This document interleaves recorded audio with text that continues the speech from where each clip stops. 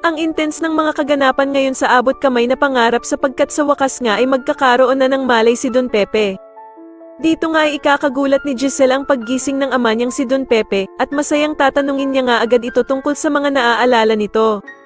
Samantala matapos ngang tanungin ni Doc Luke si Annalyn kung babalik na din daw ba ito ng Apex, ay bigla namang makikisingit sa usapan si Doc Lyndon at sasabihin nga nito na hindi pa daw maaaring bumalik si Annalyn ng Apex. Sa kabilang banda naman ay ikakabigla ni Giselle ang mababalitaan niya kay Doc Robert na pabalik na nga daw ng Amerika ang anak nitong si Justin at balak pa nga daw ni Eric na hindi na sila muling bumalik ng Pilipinas. Kaya naman ay magagalit siya sa kapatid niyang si Doc Robert dahil sa hindi daw ito agad sinabi sa kanya, subalit sasabihan siya nito na masakit man nga daw ay kailangan niyang tanggapin na ayaw talaga siyang makita ng kanyang anak na si Justin.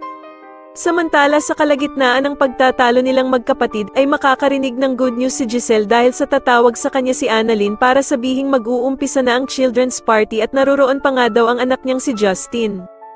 Kaya naman ay biglang magugulat si Giselle at agad nga siyang mabubuhayan dahil sa nalaman niyang ang hindi pa pala talaga nakakaalis ng bansa itong anak niyang si Justin.